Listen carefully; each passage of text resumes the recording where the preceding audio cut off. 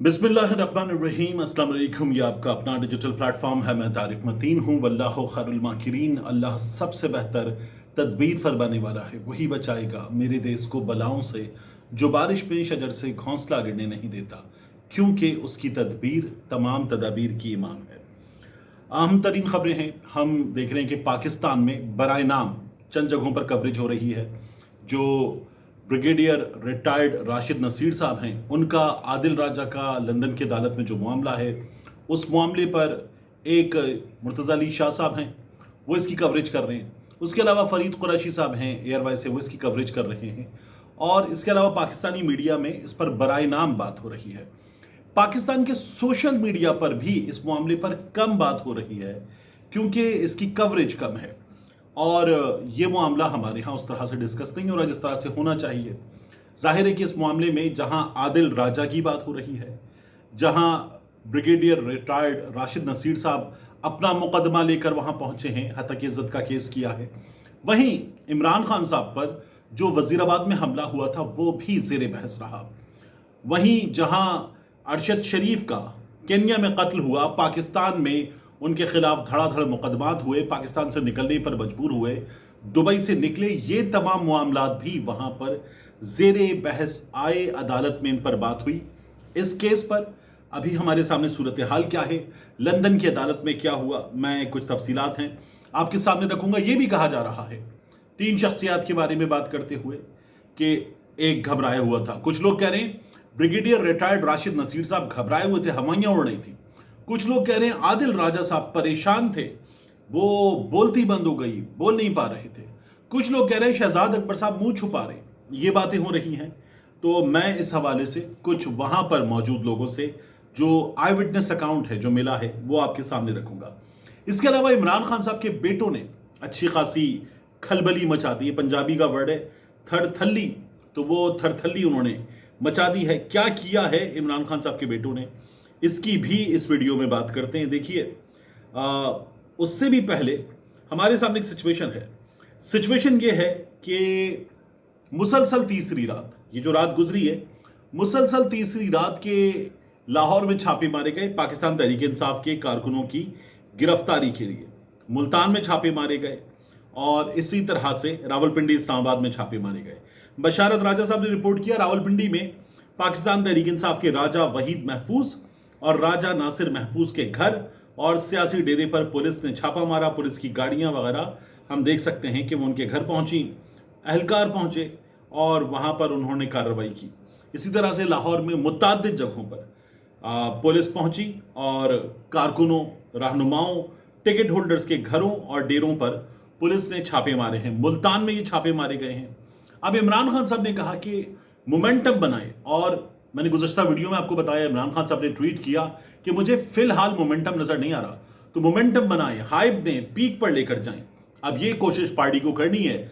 और दूसरी जानिब हुकूमत पंजाब, खास तौर पर मरकज की हुकूमत, उससे पाकिस्तान तहरीक इंसाफ के कारकुनों में, लोगों में खौफ व हिरास फैलाना है और उन्हें इस वक्त पाकिस्तान तहरीक इंसाफ के लोगों को उठाना है। तो पुलिस को हिदायत हैं, बंदे गिरफ्तार करो, धड़ाधड़ गिरफ्तार करो। ये सिलसिला जारी है। पाकिस्तान तहरीक इंसाफ ने एक जलसे की दरख्वास्त दे दी है। लाहौर में जलसा, मीनारे पाकिस्तान पर जलसा, 5 अगस्त को जलसा, नहीं मिलेगी इजाजत। पाकिस्तान तहरीक इंसाफ के बारे में पहले भी कहा जाता था, जनाब इन्होंने तो 9 मई किया था, दहशतगर्द हैं, इनको कैसे इजाजत दे दें। और अब ये कहा जाएगा कि नहीं जनाब, इनको तो अदालत में सजाएं मिल चुकी। यास्मीन राशिद को, महमूद रशीद को, एजाज चौधरी को, उमर सरफराज चीमा को, अफजाल पार्ट को, उनके घर के दीगर लोगों को, बड़े बड़े नामों को सजाएं मिल चुकी, इनको कैसे जलसे की इजाजत देते। तो जलसे की इजाजत नहीं मिलती। यह मुमकिन है कि जिस तरह पहले हुआ था, आप बाहर निकले शहर से बाहर, किसी जगह, किसी कोने में दूर, और वहां पर भी रुकावटें खड़ी की जाएंगी। आप जलसा कर लें और जलसा आपका जो है वो 3 घंटे के अंदर खत्म हो जाना चाहिए। इस तरह के अहकामात आएंगे और उसके बाद जलसे की इजाजत, इस तरह की जलसे की इजाजत पाकिस्तान तहरीक इंसाफ को मिल सकती है। ये मेरी पाकिस्तान तहरीक इंसाफ के कुछ लोगों से बात हुई। उन्होंने कहा अदालत ये कर सकती है कि हमें बिठा देगी इंतजामिया के साथ कि बैठे, इनसे बात करें, जलसा करना है आपको, आप अपनी परमिशन सीख करें, लेकिन नहीं मिलेगी। ये हमारे साथ किया जा रहा है। सिंध में गिरफ्तारियां हुई हैं, आलमगीर खान महसूद के भाई का, जहांगीर खान का अब तक कुछ भी नहीं पता है। तो ये पाकिस्तान तहरीक इंसाफ के साथ अभी आने वाले दिनों में मजीद किया जाएगा।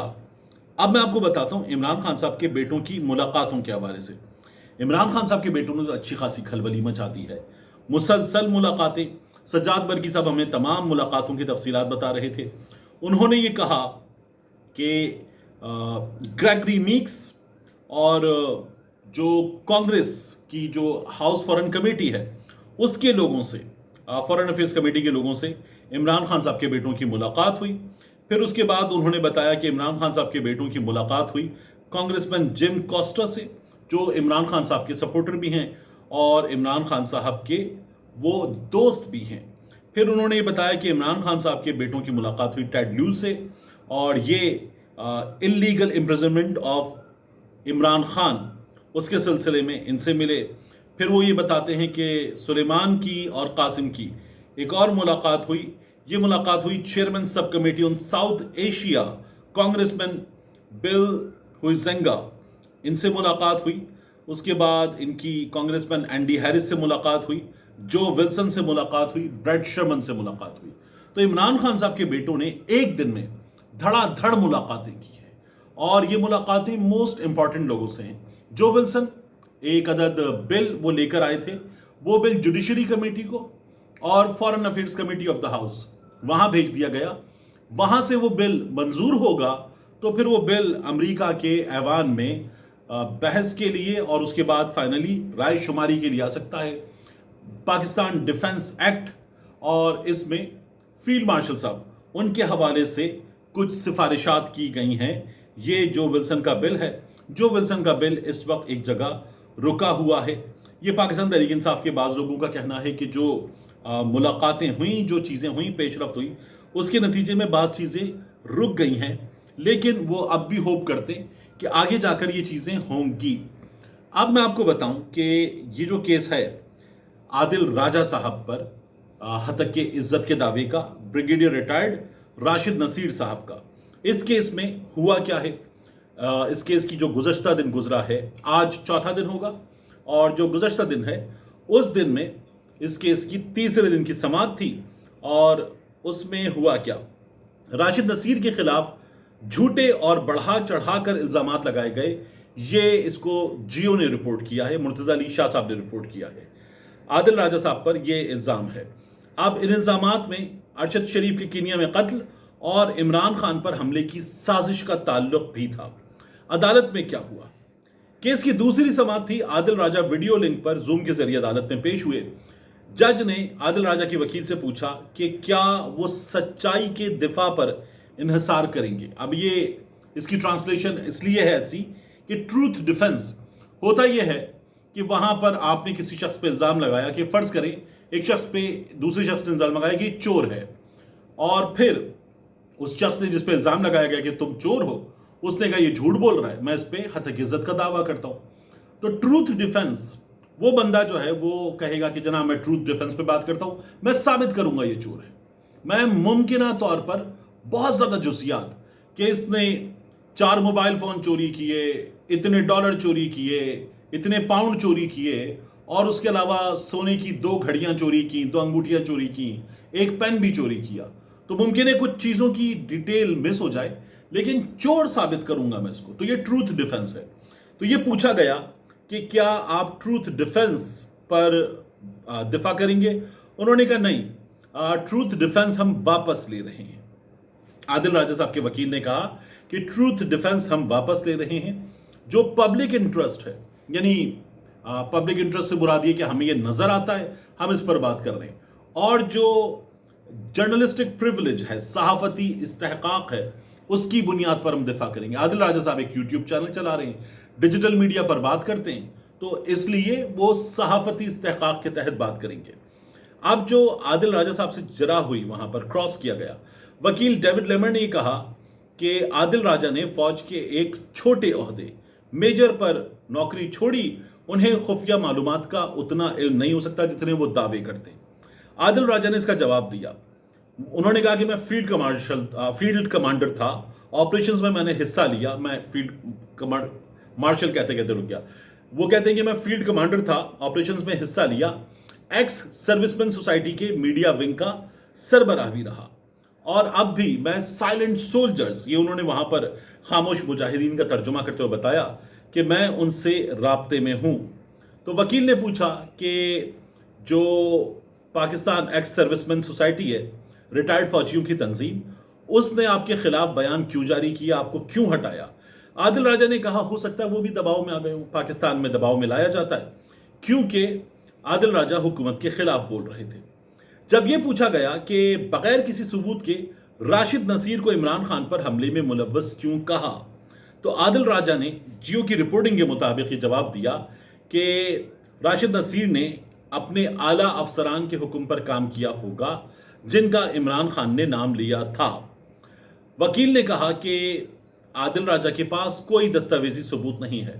عادل راجہ نے مانا کہ ہاں میرے پاس تحریری ثبوت نہیں, دستاویزی ثبوت نہیں, مگر اعلیٰ سطح کے ذرائع سے معلومات ملی تھی جن کی بنیاد پر میں نے ان کو بے نقاب کیا. اب عدالت کو یہ بتایا گیا کہ عادل راجہ نے یوٹیوب اور دیگر پلیٹ فارمز پر شدت پسندانہ اور توہین آمیز زبان استعمال کی تاکہ وائرل ہوں اور پیسے کمائیں. عادل راجہ نے تسلیم کیا کہ ہاں میں نے راشد نصیر پر الزامات لگائے اور انہیں برے ناموں سے پکارا, میں بھی انسان ہوں, میرے اثاثے ضبط ہوئے, دوست مارا گیا. ارشد شریف کی بات ہو رہی ہے. میرے گھر والوں نے تکلیفیں سہیں, کیا میں ہر وقت اعلیٰ اخلاق دکھا سکتا ہوں؟ اور عادل راجہ کے گھر پہ جب عمران خان صاحب کی حکومت گئی, غالباً اس کا اگلا دن تھا, عادل راجہ صاحب کے گھر پہ 1 سے زائد چھاپے مارے گئے تھے. عادل راجہ صاحب جو ہیں وہ خود بتاتے ہیں کہ وہ چادریں باندھ کے کھڑکی سے کس طرح سے نکل کر اترے تھے اور پھر اس کے بعد ملک سے کس طرح سے گئے تھے, اس کی ڈیٹیل انہوں نے اس وقت مجھے بھی بتائی تھی. میں نے ویڈیوز کی تھی کیونکہ ان کی اہلیہ سبین قیانی صاحبہ یہ بتا رہی تھیں, اس وقت فوج کا نام نہیں لیتی تھیں, کسی خفیہ ایجنسی کا نام نہیں لیتی تھیں. وہ یہ کہہ رہی تھیں کہ ایف آئی اے والے گھر پہ چھاپے مار رہے ہیں, میری ساس صاحبہ موجود ہیں, عادل راجہ کے لیے آئے ہیں. تو میں نے یہ تمام ویڈیوز کی تھی اور عادل راجہ صاحب نے اس وقت مجھ سے رابطہ بھی کیا تھا, اور سبین قیانی صاحبہ نے بھی میرا 1 سے زائد بار شکریہ یوٹیوب پر ٹویٹر پہ ادا کیا تھا.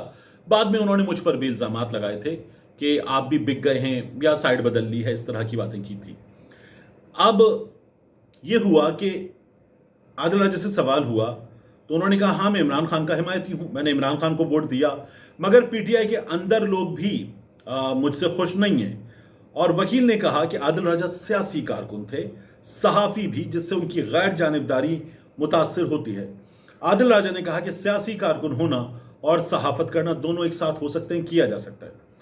اب عادل راجہ نے جو کام وہاں پر کیا, جس پر سوشل میڈیا پر بات کرتے ہوئے ان کی تعریف ہو رہی ہے, وہ یہ ہے کہ عادل راجہ صاحب نے ارشد شریف صاحب کا معاملہ اٹھایا, تمام تر تفصیلات کے ساتھ بتایا, اور اس معاملے کو وہاں عدالت نے, یہ کہیں رپورٹ نہیں ہوا لیکن جو لوگ وہاں موجود تھے وہ بتاتے کہ عدالت نے توجہ کے ساتھ سنا.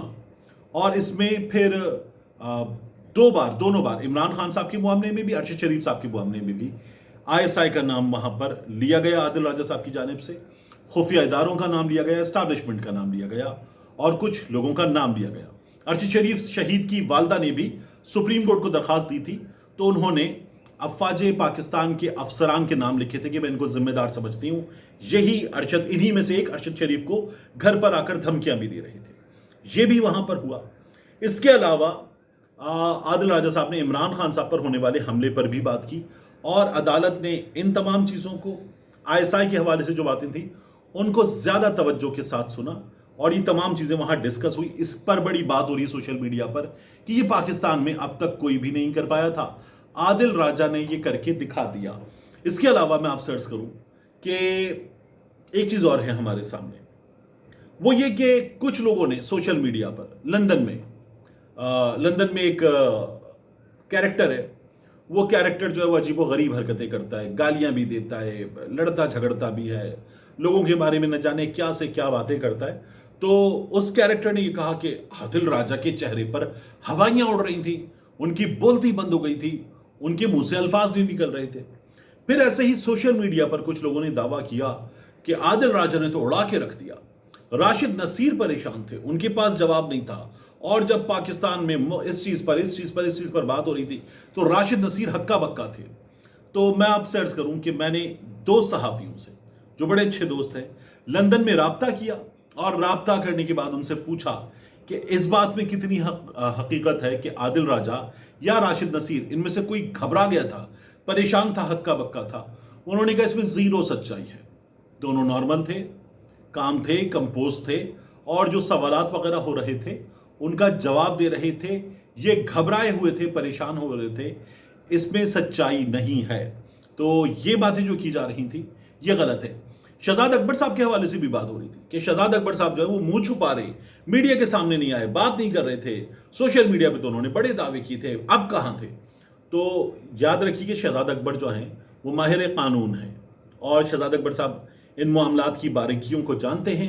شہزاد اکبر صاحب ایک سب جوڈس میٹر پہ باہر آ کر کسی پھدکتے ہوئے کیریکٹر کے بدتمیزی سے بھرپور سوالوں کا جواب دینے کھڑے ہو جائیں، یہ حماقت وہ نہیں کر سکتے. ملتے ہیں انشاءاللہ آپ سے اگلی ویڈیو میں.